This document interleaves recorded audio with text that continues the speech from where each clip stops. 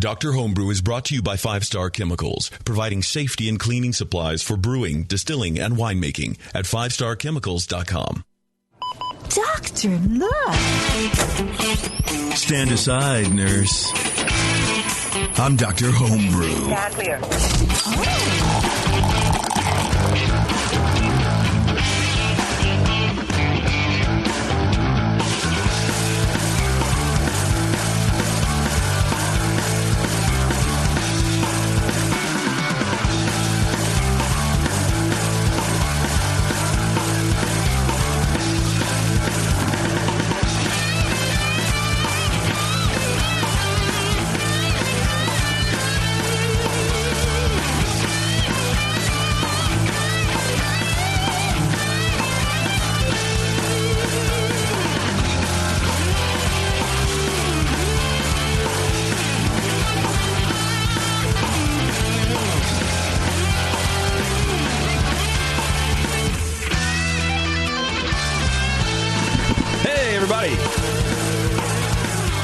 We're back. It's true. Oh, true. Maybe a little late, but we're back.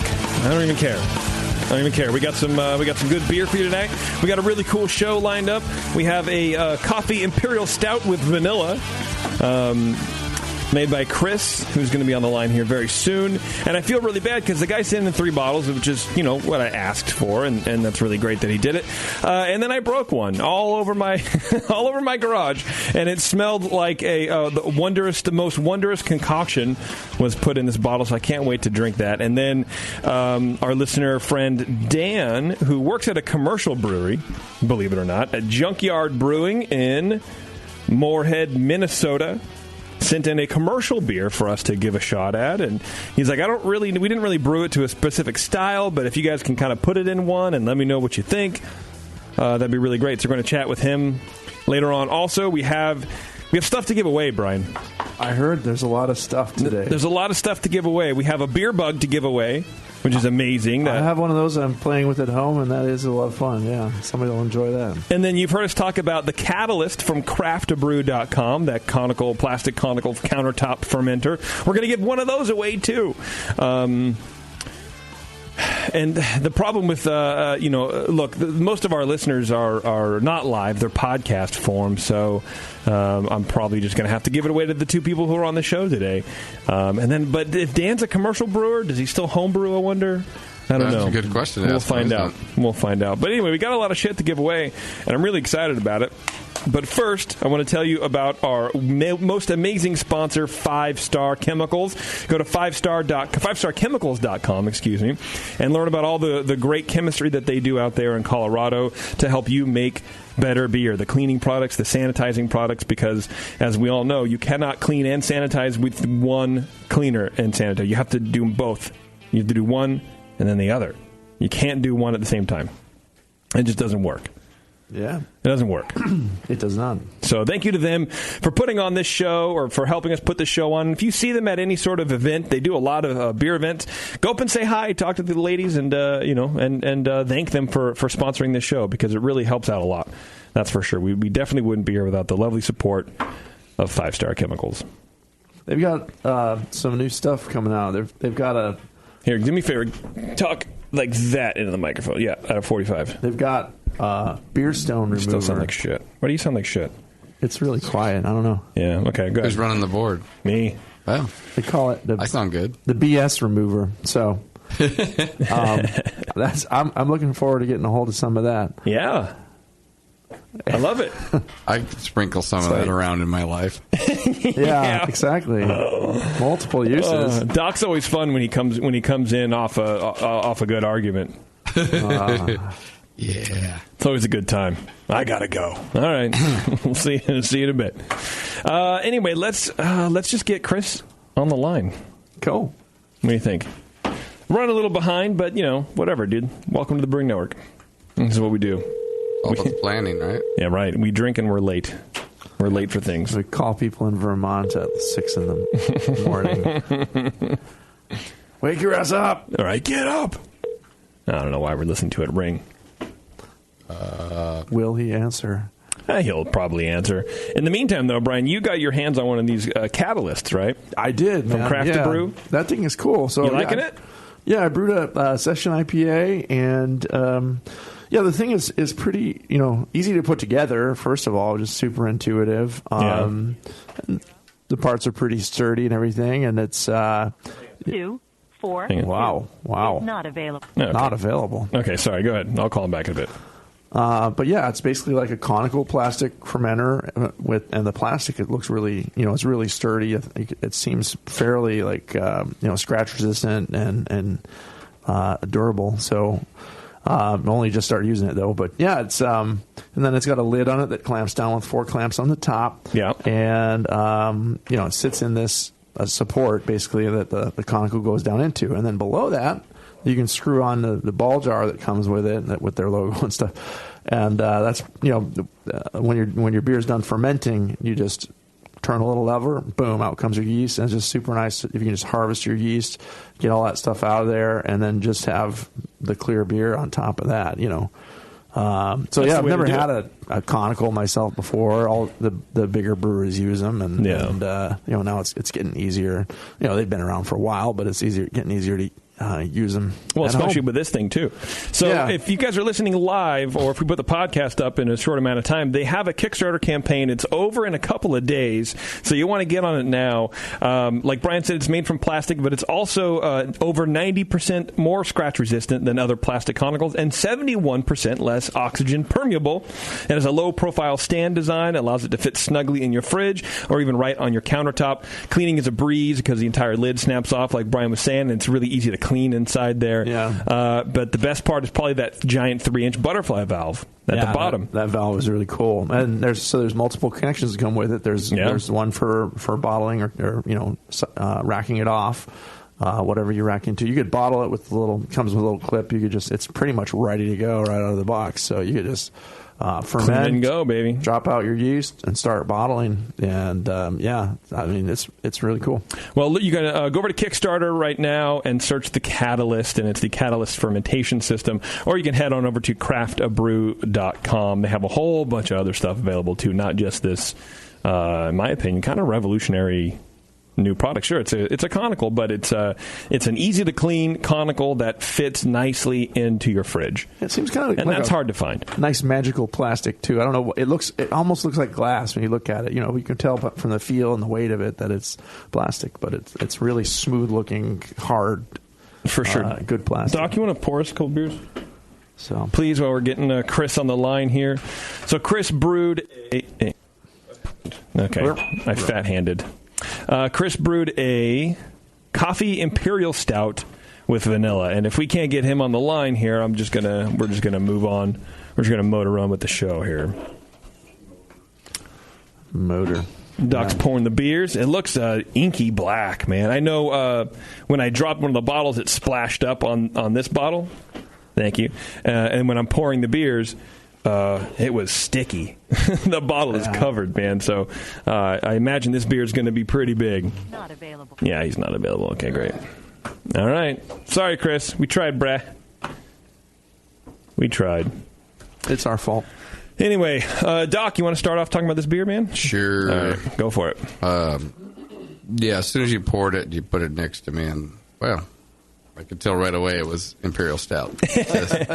Yeah, you did call it without looking at or without tasting it. I didn't touch smelling it. It's Just nothing. It's just like Imperial Stout. Inky black goodness. Inky black goodness. It's got, nice alcohol legs. It's got ruby highlights. Almost no head. It kind of just lays there in the glass looking pretty. So that was good. And then you told me it has vanilla and coffee in it, which, right away the aroma, that coffee up front, and then the vanilla kind of comes in. Though I would have liked to smell a little more vanilla in it. Slightly roasty, not much, though. It was just enough in there. I kind of liked it. A lot of alcohol aroma, a lot of sweetness. Slightly solvent. Alcohol. Yeah, you can tell that right away usually. And I kind of expected it from the style. But I didn't think it was overly so. I got a little bit of oxidation in there, a little bit papery smell to it. Not much, almost imperceptible, but it was. I got a little bit of that. You know, I was hunting for things, but mostly I got like alcohol sweetness, and then the roasty coffee kind of smell to it. So then appearance, where I kind of went through no head, dark ruby highlights. It laid in the glass like a nice Imperial stout. Yeah. Flavor wise, it's a bit astringent. Got a lot of I got a lot of tannins in it, and just kind of apparent that way. Just kind of sharpness, a little puckering. A little minerally in the taste, and kind of the end. Minerally, okay. How can you find a minerally in this beer with a bunch of flavors? Like, what can you lay a couple of descriptors on me? Like a dry, powdery taste to me. Like even through all that, you can. Yeah, okay. Yeah. Dry powder. Okay. Kind of if you stuck your tongue into the calcium carbonate, into the dry powder. Yeah, the dry powdery stuff, and it just comes across as that way. Just it's a tongue feel. I guess I maybe confuse it with tannin. Would that be kind of something maybe you could maybe confuse the two together, or are they tannins are not minerals? Different? They're. It's. I guess you kind of go into that same sharp bitteriness kind of realm. Yeah, they're like cousins, maybe. Yeah, they're on that side of the wheel. Okay, but not exactly the same. Okay, good to know. So the tannins are more of a sharp, puckering kind of thing, and the minerally kind ofness, it just sharp, powdery thing. It's sharp, kind of. It's a powdery kind of thing. Dry. It's kind of a dry taste to it, and it usually comes through in the finish for me. Okay, usually kind of get that. The mouthfeel I thought was a bit thick and syrupy, a little bit acrid and astringent. It just puckered. The tannins coming through. I thought it kind of laid on the tongue a bit. It's not really carbonated, so a little bit more carbonation would help kind of lift it off the tongue, so it just wouldn't lay there quite so much. Yeah.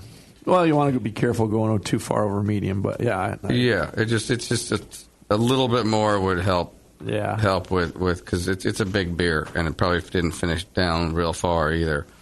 So yeah, I get a little bit syrupy, and then could use a little bit more CO2. The vanilla, I would have liked to just had a little more vanilla in there. Vanilla's got a nice way of mellowing a puckering beer out. It can get rid of the sharpness, but I like vanilla anyway. I could have used a little bit more in there, and it would have helped in a lot of ways, and just a little more CO2. But overall, I kind of really liked the beer. I think we got him. Hang on, Chris, are you there, buddy? Hey, what's up, man? Hey, what's happening, dude? Not much. Glad to have you on, man. Sorry we couldn't get to you a little bit sooner. We're just Doc was just finishing up his thoughts on your beer. Oh, what do you have to offer? What was your overall, Doc? My overall, I liked the thing. Just a couple of pointers on on tweaking it up a little bit, and I think the overall impression is I'd like a little more vanilla, a little less cloying sweetness in there. So if dry it out a little bit more, a little more CO2 would help, and some more on the vanilla side, I think would mellow it out quite a bit. Huh? Yeah. Man after my own heart. Yeah, I'd really like vanilla. So I really like the beer. What'd you give him? 38. I could swing it even into if it was a little more carbonated and it just wasn't quite so cloying, I put it maybe in the low 40s even. I really liked it. Really did. Okay. Awesome. Oh, glad. All right, Brian. Yeah, I agree with a lot of what Doc said. Try to recap without going into too crazy in detail. But yeah, it's got this nice cocoa and coffee in tandem at the start. Really rich and inviting aroma. I thought it had a There was some low, smooth malty notes in there, kind of a roasty malt note below that. But it comes across with kind of this coffee and cream impression that I really like in dark beers. It works really well for it. I didn't get any hops in there, as you shouldn't get too much of that. Moderate, clean alcohol. No DMS or diacetyl. And yeah, just a pleasant low vanilla note that's in there. But underneath everything else, it kind of gets a little bit buried. Appearance-wise, it's just jet black and appears pretty much opaque. You can see moose-like tan colored head that faded after a fairly short time. It's forgivable with the higher ABV, but it seems like it's also a lower carbonation level here. Flavor-wise, rich coffee up front, very prominent alcohol. I thought I got a bit of higher alcohol heats in there, and that was detracting just a little bit. It was just a little bit, not so much solventy, but some of the higher alcohol is just coming through a little bit. But, it's hard to brew a beer this strong and not have a few of those anyway. There's a medium-low bitterness that was in check. Some of that's coming from the malt as well. And overall, just a bold beer, really, from the way it looks, inky black. And the richness of the flavor and aroma is just a big, bold beer. Again, that vanilla is kind of hiding in there a little bit. And the coffee is there and blending with the other flavors. There's chocolatey and roast. The coffee does come through, and I like the way that's expressed. Mouthfeel-wise, it's medium full-bodied, maybe towards full, with a fairly creamy impression despite all that bigness there. Somewhat warming in the finish, a little bit in the back of the throat. There's a little, hey, there's some booze. Medium low carbonation was okay, but for the style you can go up to medium, and that might improve some of the sweetness that Doc was picking up and kind of balance some of that out. But it wasn't cloyingly sweet, so I'd say it still kind of works. It's just you can tell it's pretty low carbonated. It might just be a bottle issue too. Overall, very flavorful beer, true to the style of Imperial Stout. Just need to back off the higher alcohols a little bit. You could stand to bring up the vanilla. I really want a little more vanilla in there too. Then if it's a beer, especially is it like this that you intend to age, this flavor, aroma can fade and begin to meld with other flavors that are in there over time. So if you want to brew it, the first time you taste it might taste like a vanilla bomb, but when you taste it 8 months down the road and everything's kind of smoothing out, that vanilla is still there with everything else, and then you got a really nice beer. I gave it a 39. I really liked it. Oh, cool. Awesome. Do you have any questions for the guys, Chris, on what they talked about? Well, I kind of get the same thing. It kind of falls off with the carbonation, running, using the beer gun coming out of a keg, and it just, I try and bump it up, try and keep the bottles cold, and, getting these things in, it just seems to fall off every single time. Yeah, it's tough, yeah. With the vanilla, what's a good starting point? A lot of times it's like you're shooting in the dark. Well, how did you go over how you applied the vanilla, and maybe we can comment on that. I took let me see. I think I used 4 Madagascar vanilla beans. Okay. And how did you prep them?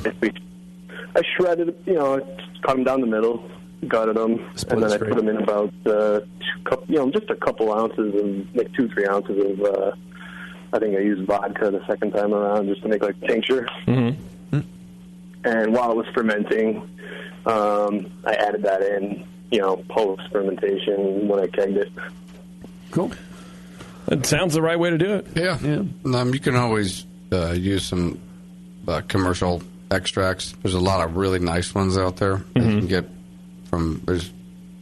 I would try to keep 3 or 4 of them in the house all the time, just because there is a big difference on them. And then start with the beans, and then you can bump it up a little bit with the extracts. And there's a bunch of different kinds of vanilla, from different places. And they do have a different flavor profile to them. And you can tweak it up and down just a little bit like that. Yeah, I think you maybe have to go on the uncomfortable side for adding this in, because you have so much going on. You have that coffee and that vanilla and all the sweetness and all the bitterness, astringency, I guess, from all the dark grains. In the coffee, too. Yeah, you got to push. I think you got to push it a little bit more. Would double be too much, Brian? I think double would be too much, but I think 5 or 6 beans, would be a little better place to be. Maybe. Yeah. Okay. 50% more. Not double. Double might be a bit absurd. Much. Yeah. But just a little bit more will tame down some of the harsher roasty taste that you get from the coffee. Yeah. Well, I think the Madagascar the vanilla beans are a little kind of smoother and creamier kind of a flavor too. They might, it might be fused a different vanilla bean, like a cheaper one. It might come through more sharply. But this is such it's a really smooth and it's a pleasant vanilla flavor. Yeah. But yeah, just due to the quality of it and the variety you're using. I forget now. What category did what did we do? It was an Imperial Stout category, right? Or was it specialty? Well, with the coffee and vanilla, it goes into specialty mode there. Yeah.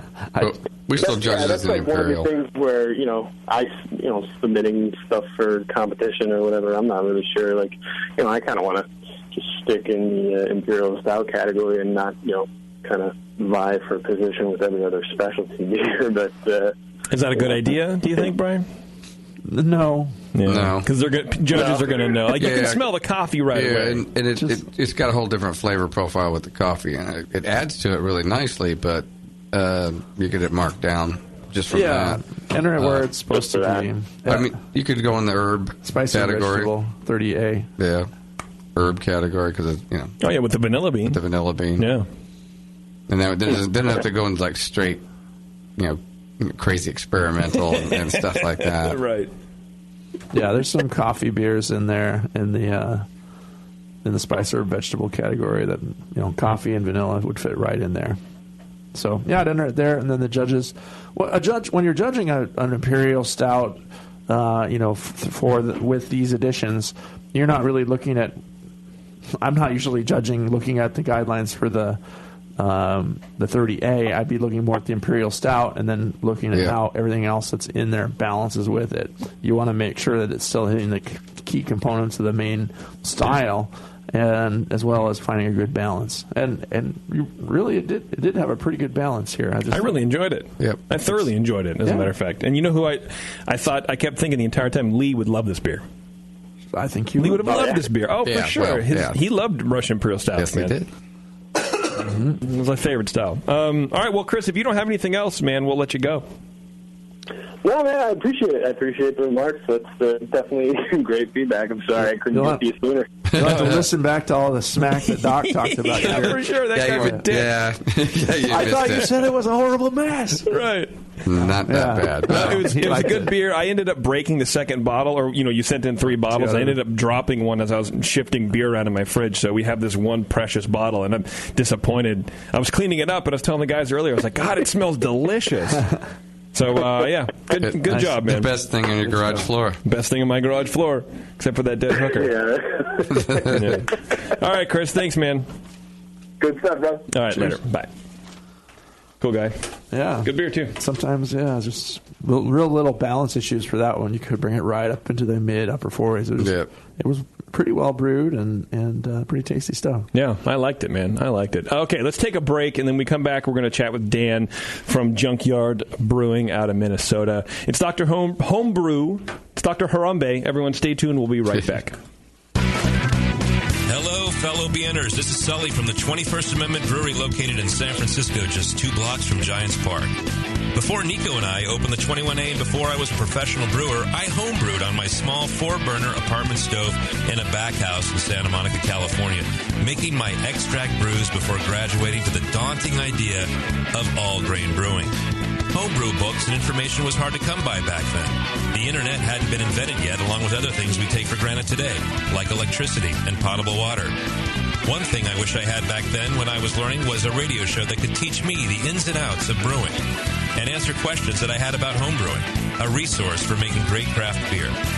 The 21st Amendment Brewery is excited to be a proud sponsor of Dr. Homebrew. a great show that teaches you what you need to know about making incredible beer. Good stuff. Listen up, you might learn something. I certainly did. And thanks for your support. Tasty Crack Games. Since the first time the Brewing Network microphones turned on, More Beer was behind it. More Beer sponsors the programming on the BN because, like you, they love brewing. And like the Brewing Network, they love sharing their knowledge. Morebeer.com isn't just a website to place your next equipment or ingredient order. Morebeer.com also gives you access to free beer information that will make you a better brewer.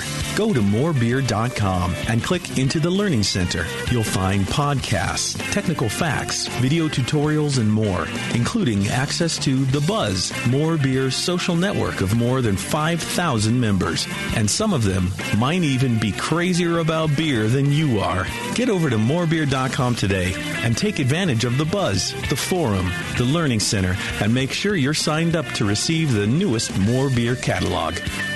More Beer, bringing you absolutely everything for beer making. That's it. I've had it. I am never putting hops in my beer again. What? Why? It's just too ridiculous. Insane prices, stupid contracts, high shipping costs, crappy selection. Dude, you need Nico Brew. Nico Brew will rock your f***ing face right the f*** off your f***ing skull. $5 shipping to all 50 states. Plus fantastic international rates get you low prices on Nico Brew's great selection of hops and more. Whether you're a home brewer, a pro brewer, or a homebrew shop owner, Nico Brew can get you the hops you need in increments big and small. Single orders, spot buys, or full contracts. And there's only one place to join the uber special secret elite bare bones club where you'll get the best deals anywhere. Holy shit. NicoBrew.com. NIKOBREW. Nico Brew, your bare bones buddy in the brewing business.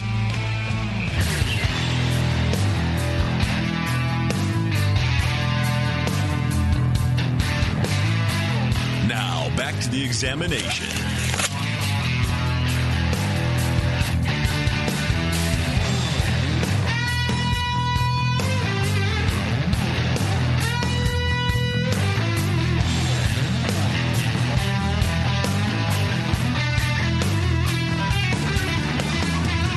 All right, thanks for hanging out, everybody.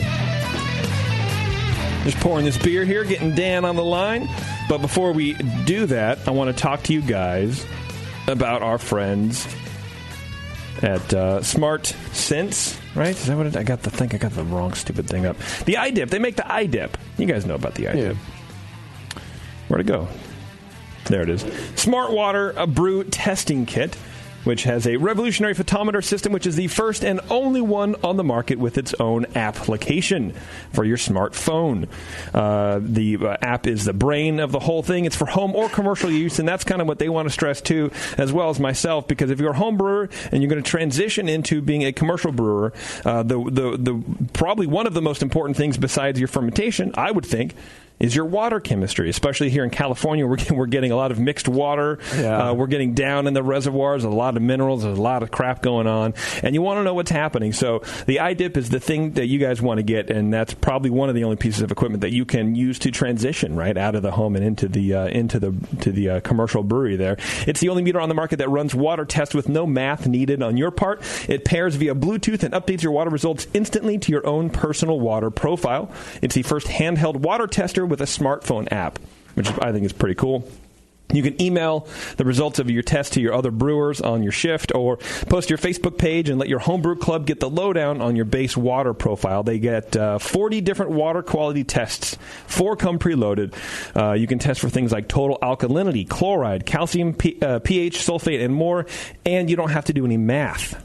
That's the key. You don't have to do any math. No titration, no adding, no subtracting even. Don't even divide anything. It does it all for you. So you go to smartbrewkit.com, check out the iDip, and you get a special intercode TBN10 at checkout and save $10 on either the standard or advanced Smart Brew testing kit.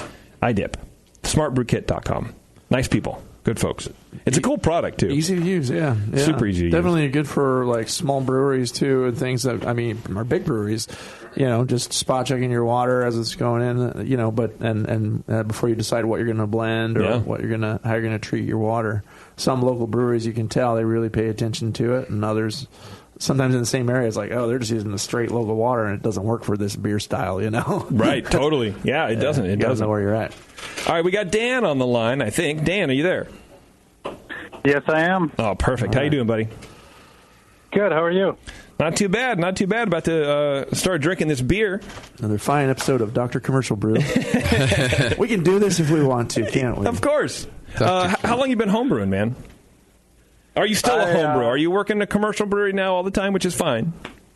I am. I'm one of the brewers there. I've been brewing for, I started brewing when I was 17, so 8 years now. Okay, wow. That's pretty good, man. You're still a young guy. You got your future ahead of you. Yeah, I like to think so. Yeah. So is this recipe like based on a homebrew of yours, or you were just like, hey, let's send some commercial beer in and see what they think?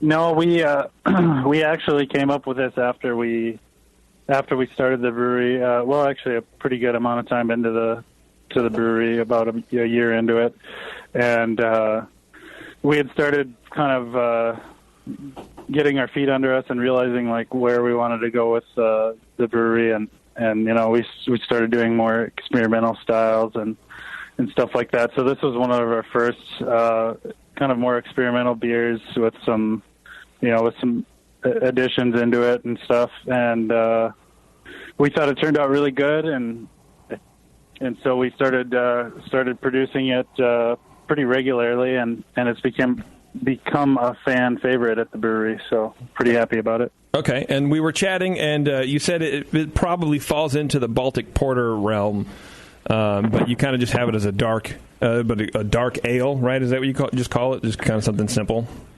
Dark ale, yeah. Yeah, that's what we call it. Okay. But I don't know.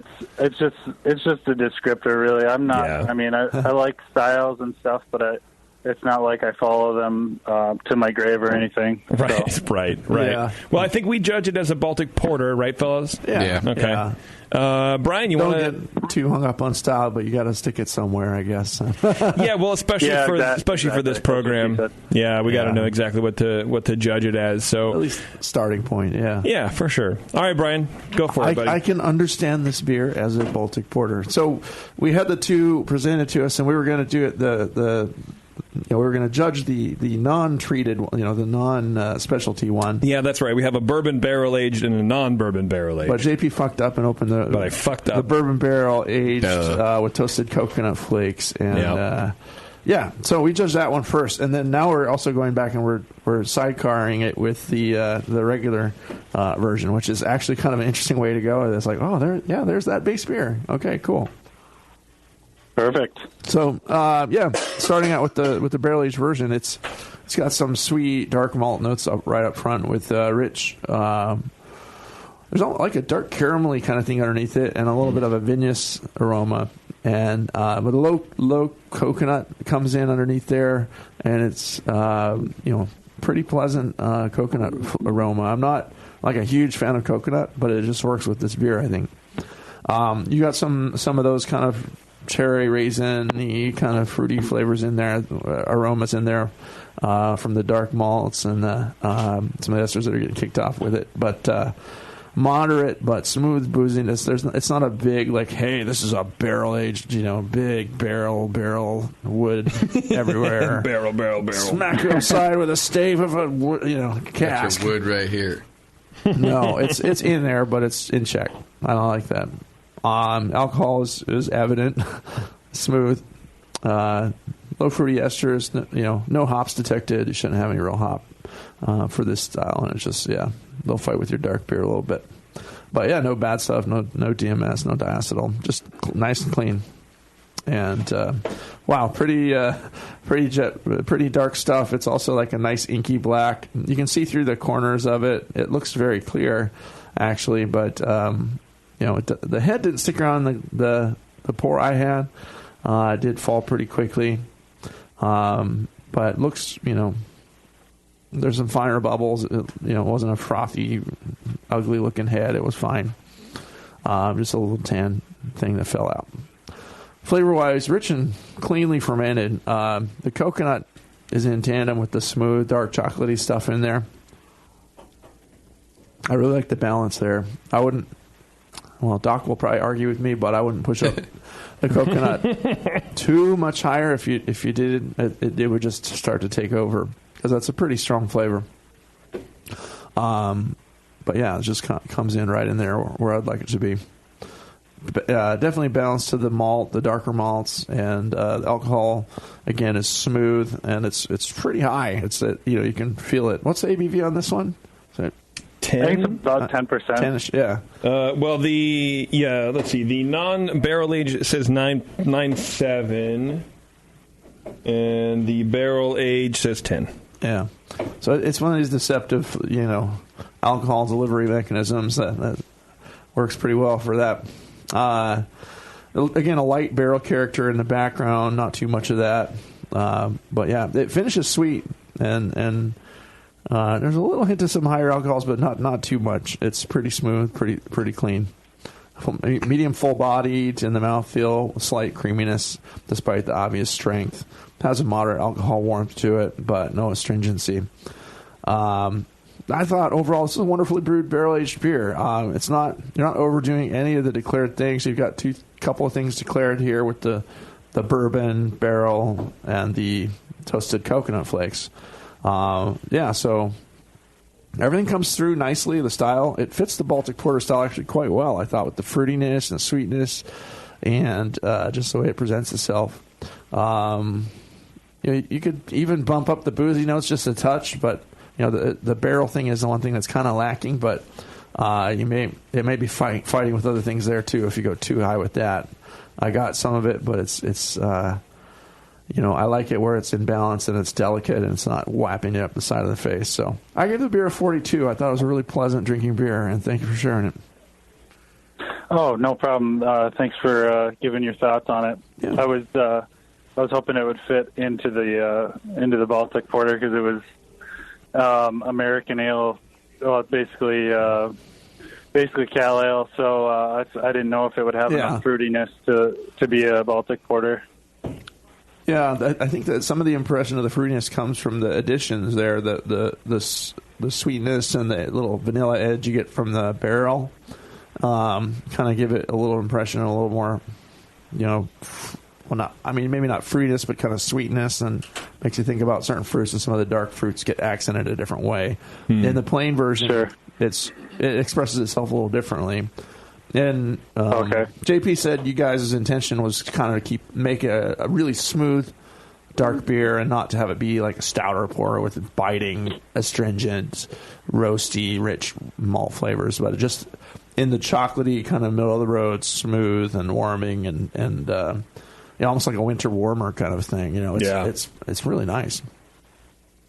Definitely, yeah. We wanted to kind of highlight the melanoid and crystal malt character a little more without making it too sweet, Yeah, that comes through. All right, Doc. Okay. Give it a shot, buddy. Okay. Aroma, I don't know. Right at first, I didn't like the aroma. And now that it warms up, it kind of changed a little bit. Okay. Or it actually changed a lot. You like it more? Yeah, and actually the second pour I like a lot more than the first one. Okay. Just you think because it warmed up, or maybe your palate got a little more loose? Yeah. Okay. Yeah, definitely. It's the second pour. I judged on the first pour. The second one, I'm warming up to this one. At first, I didn't like it. I thought just the aroma. I was getting a lot of alcohol sweetness, or just a lot of sweetness. I mean, that could have been coming from the barrel. The coconut was there. I got a lot of molasses, so you kind of smell to it. Mm-hmm. Just kind of that. It's a nice one. It's a nice smell. It's got that burnt kind of sugar and raisiny kind of smell to it. So that was definitely there. But the first, whatever the temperature was, I was getting just oak sweetness to it. and it was just I didn't like it at all. And now that it's kind of warmed up in this glass, I like it. The flavors are kind of melding a lot better now. Yeah. It was just all just kind of one way for me the first time through. Okay, yeah, this is a beer that would get shut down a little bit with the cold, I think. Yeah. There is a lot going on here, yeah, and you definitely don't want to serve a beer like this too and cold. I think it was, and now it's not. When it was, it's going to be a little more biting and a little harsher. It was a biting, harsher, kind of more. It was just for me. It was pushing towards too much barrel. Okay. And I wasn't getting all the other cool stuff with it. Now I'm going through it again, and it's kind of changing my mind. And now, especially that I've got the other one next to me, the non-barrel aged one. Yeah, I can really taste. I can smell and taste the beer coming through. There's a smell in this now that I got with the non-barrel aged one, and it's kind of a. It's a weird smell to me, but it's basically it's Munich malt when I smell it. Is there Munich in it? Yeah, there's 7% Munich. Yeah, and I can always pick up the Munich in it. It's got this. It's almost a sour smell to me. Huh. And it's interesting. Pretty indicative of it, and I can just pick it out. And sometimes it usually doesn't. Sometimes it doesn't want to come through in the flavor, but I can smell it. Yeah, and it's real indicative of Munich malt. And I sometimes I can't get past that smell of it. Like a little toastiness. But to you, it's like it's sour. It's just like to me, it's a sour smell, like kind of like an old cleaning rag. You smell that smell you get when like a mustiness. Yeah, like a mustiness, and it I can't get past it sometimes. And it's slight. I think it was masked in the one that was barrel aged. Okay, but the non one you could smell it more. I knew there was something in the barrel aged one. I just couldn't because there's so much stuff going on in there. And as soon as I got the non barrel aged one, I picked it up pretty much real fast. Okay, interesting. It's nice having these two side by side because you can kind of tell what the base beer is kind of coming through there. And so looking at it had this one when it poured, it had a pretty good head, and it was there, and then it kind of went away really quick, but at least it was there to begin with. Yeah. I like the color. Color's real nice, and you can tell the difference in the barrel-aged one and the non-barrel-aged one. The non-barrel-aged one is more of a nice copper color, and it's not as dark, and I wouldn't even call the other one opaque as much as just... Yeah, right on the edge, maybe. Yeah. If you look at it the right way. Yeah, the head definitely sticks around on the non-barrel-aged version a lot better. It's still ringing the glass. The other one's just gone. Yeah. So, with the mouthfeel, I thought it was a bit heavy, even with the high CO2 with the barrel-aged one. It just seemed sweeter, thicker on my tongue. I got a little bit of puckering from the barrel tannins. I thought a pretty good warmth and a clean kind of alcohol flavor to our just in the mouthfeel is nice. I thought it had a bit of a Venus port quality to it. Yeah, which makes it a nice sipping beer. Yeah, it goes along with the barrel age thing. It's kind of good with that. I got a lot of plums and raisins in it. More on the fruity side than the roasty side for sure. So it's not sharp. Yeah, and it kind of fits in the Baltic Porter category for that way. Mm-hmm. Okay. I thought it could use a bit more coconut, but I always say that. I do. I just came from Maui again, and I guess right next to Maui Brewing, so drink a lot of coconut porter. But I'm usually the one that likes more coconut, but so many people don't, or they don't, or they just like just a minimum amount or whatever. Excuse me, sir, you did not serve me my porter in a coconut shell. Yes, exactly. So, but I'd still say it's at a good level. But if you're a coconut fiend, you would like a little bit more. But I still think it was at a really nice level with that one. So generally I thought it was a good sound Baltic Porter. Kind of fruity side. The barrel overtakes a lot of the of that, especially now that I can do them side by side. I'm not sure if I could drink more than one.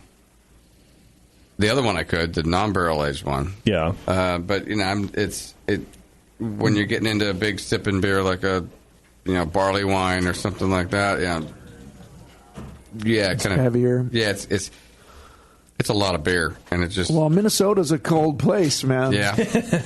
Well, that's right. Yeah, I know. I moved from there a long time ago.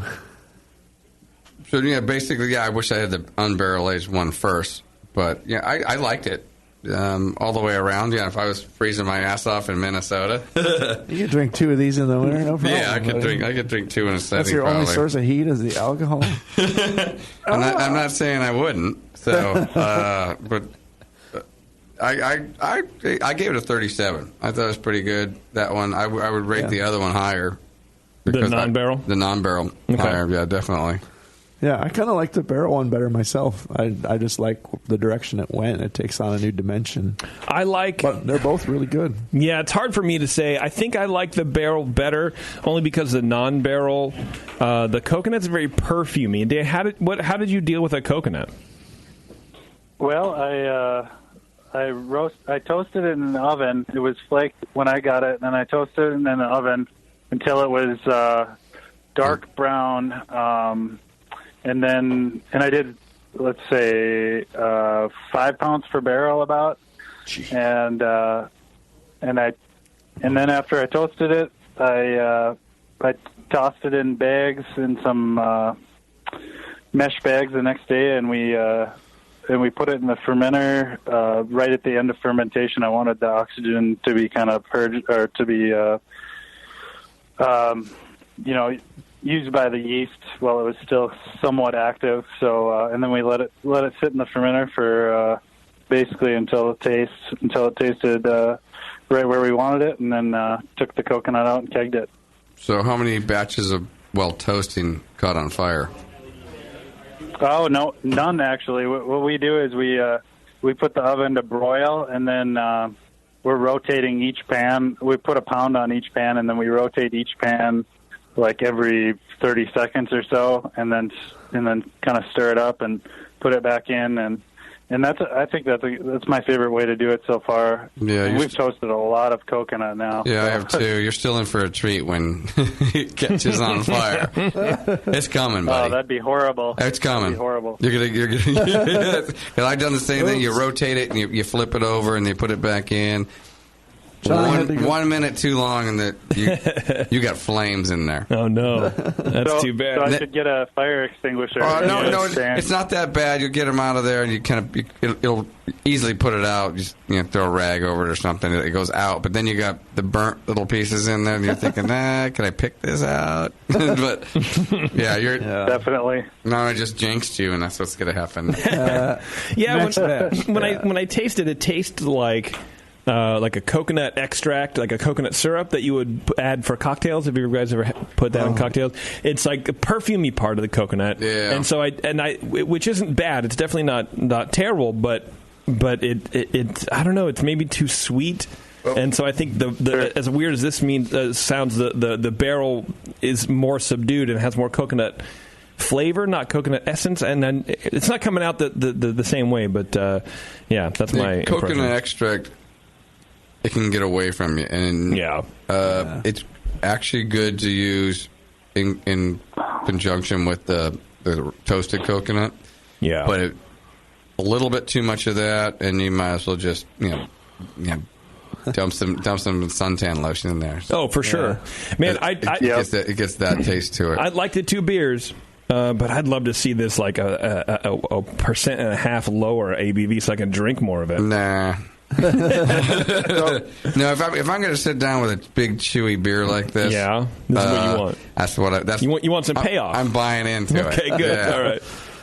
I think it had a nice, like a cookie-like impression too. The coconut and the sweetness. Yeah, it reminded me of some kind of a baked good for sure. Yeah. Dan, do you have any questions for the guys about these things? Yeah, I was going to ask. Just for drinkability and enjoyability, would you guys what would you do to dull down the sweetness or bring it into more balance, would you add some roasted malts? Would you add some lighter roasted malt like chocolate or pale chocolate, or maybe I could get rid of some crystal malt, or what would you guys do? I liked the crystal in there. I know Doc would say to remove the Munich. Oh yeah, the Munich. Yeah. I'm just surprised that he could taste 7%. That's a lot of Munich. It's a thing with me. Doc's weird, man. You're talking about, but yeah, I've heard a few of these episodes, and I was you'll like the next beer that I sent in, Doc. It's a Belgian quad. Ooh, sounds fun. So you're gonna like that one. Yeah, maybe try a little pale chocolate in there with the rest of it, and drop the Munich and see what happens. I don't know. Yeah, I would cut down the caramel malt some, and the crystal. Take some of that, not all of it by any means, but just cut that back a little bit. That helps to fill out the middle sweetness to me, and it does work with it. But yeah, it's up there. You can definitely taste the carameliness in there, and it sounds like that's part of the intent. How long was it in the barrel, and what fill was it on the barrel? It was only in the barrel. It was so I'll start with it. It was a fresh. Yeah, I could tell. Fresh Russell's Reserve barrel, and that's like the special wild turkey. Mm-hmm. Yeah. And it was in there for 4 months only. We took it out basically as soon as the first time we tested it, or tasted it, pulled it out with the teeth, and we're like, wow, it's a lot of barrel. This is intense.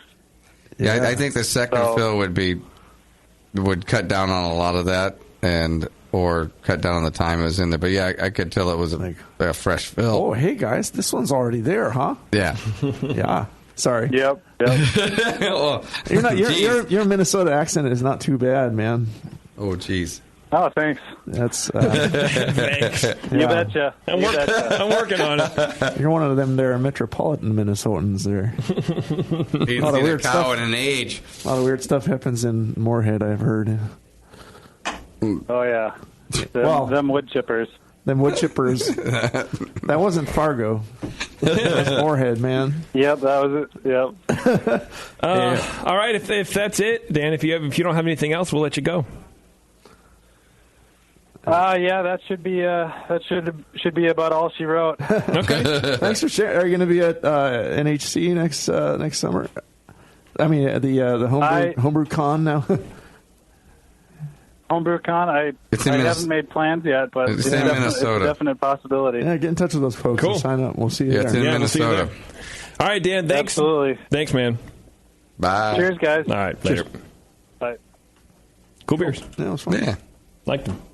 All right, we're going to take our last break, and then when we come back, we're going to give a bunch of stuff away, which I like doing, and then, we'll drink more beer. It's not your stuff. It's not my stuff. What do I care? It's Dr. Homebrew. Everyone stay tuned. We'll be right back. Do you know the 3 most important rules in brewing? Sanitation, sanitation, and sanitation. And no one does it better than 5-Star Chemicals. 5-Star knows sanitation. You can only sanitize clean equipment. And 5-Star knows how to clean, too.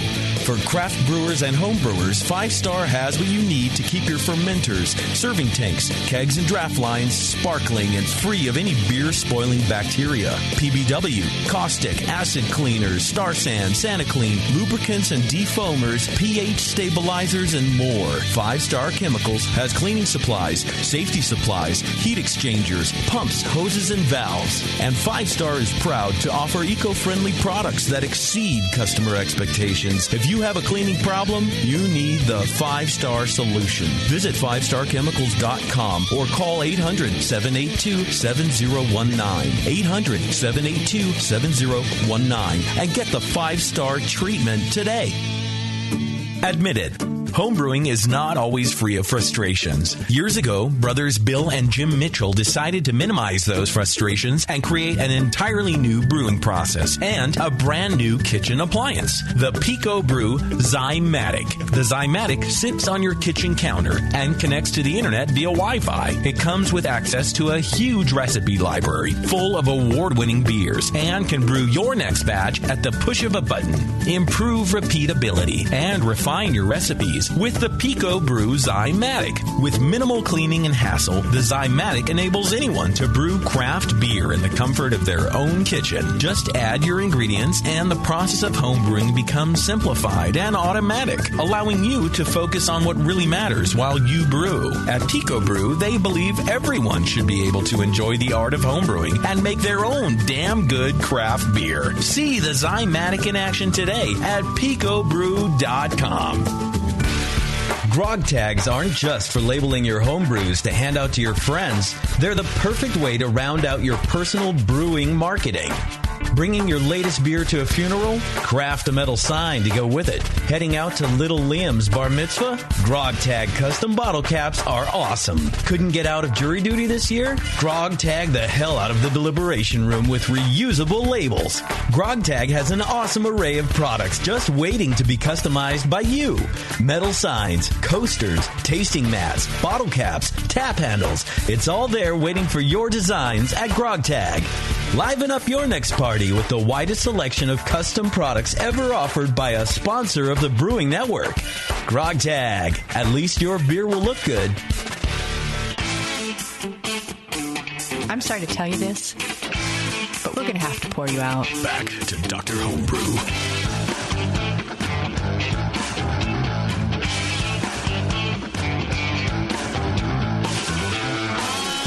Hey, thanks for hanging out, everybody. Before we get to all the prizes, well, actually, one of the prizes we're about to give away is the beer bug. Now, Brian, you've used the beer bug. I've used the beer bug. Yeah. Doc has not used the beer bug. I've heard of it. He's heard of it. I've seen it. You gotta turn your mic on, though. Yeah. Yeah. There you go. Heard of it. Seen it. 11 years. It's funny, when we do the Ears Up podcast, Taryn sits at that mic, and she always forgets to turn her mic on also. It's just a thing. It's a thing with you people in the fourth chair. Okay, great. So we're going to give away a beer bug. I like the beer bug. In case you guys don't know anything about it, go to beerbug.com and check it out. It's a device that essentially hangs like a little pendulum or a weight within your beer. And it's connected via Wi-Fi to your to an application, to the web, so you can totally monitor your fermentation, your gravity, even, so you know exactly when your beer is done. You don't really have to take any samples or anything like that. Mm-hmm. You can post all your information online. You can check it wherever you are. You can see if there's a problem. See if there's a problem. Like, did my fermentation start? And that's the worst, right? You're at work. You had a late night at brewing, 11:30, 12 o'clock. You pitch your yeast. Maybe it's a little too hot, you don't know, and then you're off to work the next day. Is it fermenting? Yeah. You have to wait an entire work shift to get home. But with the beer bug, you throw that in there, and you can tell instantly. So check them out, beerbug.com. They're really awesome sponsors. They were sponsors for a little bit, then they had to stop because demand was so high, and now they got in a bunch of new stuff, and they're back because they love you guys, they love us, and we love them. We're all going to make out later. It's the beer bug, beerbug.com. It's a beautiful community, man. Yeah, your beer shows up on the interwebs. Other people, it's kind of a sharing thing. That's the new thing, man. I like it. People can see your beer and you can see theirs. So, yeah. JP, you can figure out right when your beer went south. Exactly. You can tell the exact moment, and you can do that on the Pico Brew too. So you can not only post all your information from your brew day. Actually, here it is. You got your information from your water, you can post online. You got your brew day, you can post online. And you got your fermentation, you can post online. What they need is an aggregate app just to pull all that information and put it in one place. I think that'd be cool. Work on that. I'll be sure to do that. I have so many app ideas. I've got some friends here. Do you? I have an augmented reality app that I think would be amazing. We're like this close to the Silicon Valley here. We can figure this out. You could phone it in. Okay, so now's the time to give away stuff. First up is our Grog Tag $40, at least your beer will look good, gift certificate, and that's what we jokingly give away for the beer who scored a little bit lower than the beer who scored a little bit better. They're pretty close. That's a nice way to put it. In this case, they were both, kind of neck and neck, and were both really good. Yes, and they were both dark beers. We have to give it to someone. We have to give it to someone. So, Chris, your beer will look better with the $40 Grog Tag gift certificate. You get $40 to spend at grogtag.com. I'm stoked for you. Yep. It'll get your beer over that 40-point hump. Exactly. And you know what? If it doesn't, at least it looks good, dude. But they have customizable caps, labels, tags, hang tags, metal signs, coasters, you name it, dude. Tap handles. Yeah. They got it all there. So grogtag.com. We love those folks. Okay. So now it's rare because not only have the beer bug to give away, but we have a catalyst from crafterbrew.com to give away. And so Dan just emailed me and said that we should give the prize to Chris. Cool. Because Dan doesn't homebrew as much as he would like. So, Chris, not only are you going to get the beer bug, my friend, but you're getting a catalyst from crafterbrew.com. Yeah, yes. man. Look at you, man. And You're getting grog tags, beer bug, and a catalyst. And some Star San and some stars, all that kind of stuff, dude. How do you ever think in your wildest dreams? I want an acceptance speech from him because he's getting so much. I want to call him back and play some sappy parade music or whatever. And I want him to give a 2-minute acceptance speech. Call him back. I demand it. Chris, if you're listening, I demand you call me back. I demand it. And then go to Moorhead Brewing and visit Junkyard Brewing. Because the beer's pretty good. It's 1416 First Avenue North. I like the beer, man. It's good. They're doing some fun stuff there. Okay. Did we do it? I don't know. I think we did it. Doc, did we do it? I think we did it. We did it. We did it good. We did that. Listen to other awesome beer radio. We got the session. There's, if you can't get enough of me, okay, look, there's Dr. Homebrew, then I'm on the session, and then there's Brewing with Style. And then... you get around Ears Up podcast. I get around to go to Ears Up. I'm going to hang myself. And then Brewing with Style, Brew Strong. There's all sorts of beer information out on the radio, and we have the best of it. TheBrewingNetwork.com. He doesn't even know what show we're recording right now. I'm just here to put in my time. Something. Push the buttons and talk a lot. Yeah, welcome to the show, everybody. The show. Thanks for listening, everyone. And for you live listeners, stay tuned. We'll be on in about 15, 20 minutes with another episode. And you podcasters, you got to wait, bro. More show. Yeah. More show. All right, it's been Dr. Homebrew. Thanks for sticking with us. We'll see you guys next time.